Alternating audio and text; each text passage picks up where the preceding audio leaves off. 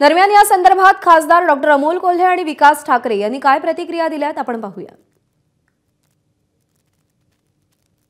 महाराष्ट्र राज्याचे माजी गृहमंत्री माननीय अनिल बाबू देशमुख यांच्यावर जो भ्याड हल्ला झालाय तो अत्यंत दुर्दैवी आहे आणि महाराष्ट्रात कायदा सुव्यवस्थेचे 3-13 वाजलेत ही सातत्यानं आपण ओरड करत होतो, सातत्यानं या गोष्टी निदर्शनास येत होत्या आणि निवडणुकीचा प्रचार संपल्यानंतर सायलेंट पिरियडमध्ये जर माजी गृहमंत्र्यांवर अशा पद्धतीचा हल्ला होत असेल तर हे नक्कीच दुर्दैवी आहे। महाराष्ट्राच्या माजी गृहमंत्र्यावर अशा प्रकारचा हल्ला होणं हा भ्याड हल्ला आहे।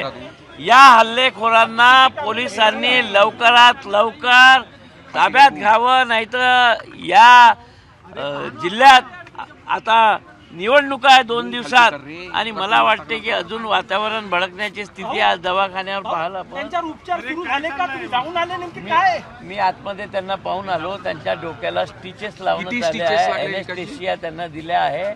मला वाटतं 6-7-8 स्टिचेस लागतील आणि गहरी घाव आहे त्यांच्या डोक्याला। एबीपी माझा, उघडा डोळे बघा नीट।